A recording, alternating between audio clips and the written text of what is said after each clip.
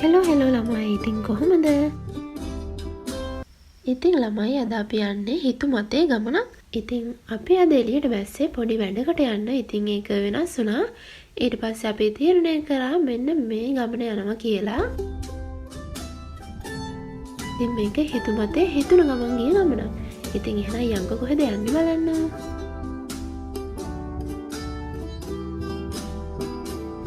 ඉතින් ඔන්න අපි තැනට ආවා. ඉතින් ළමයි මං හරිම ආසයි මෙතෙන්ටින් මං ආසම කරන ජූස් බාර් එකක්. ඉතින් මෙයා නිවාඩු ආහම මෙතෙන්ට යන් කියමයි මං හිටියේ. ඉතින් අද අපි හිතුණ ගමන් එන්න chance එක ලැබුණා ඔන්න.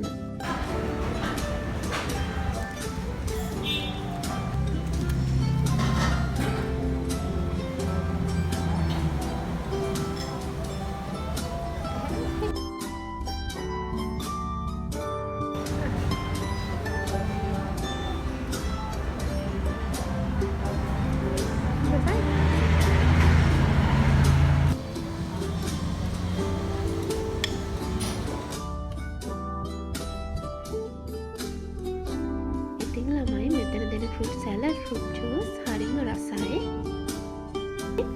ඉතින් ළමයි ඒ විතරක් නෙවෙයි මම මෙතන වැඩියෙන්ම කැමති මෙයාලා මේ දේවල් පිළිගන්නවන විදිහ, මෙතන තියාගෙන ඉන්න ලස්සන පිළිවෙල, ඒ දේවල් හරිම නීට් හරිම පිළිවෙලයි. ඉතින් දැක්ක ගමන් ආස හිතෙනවා.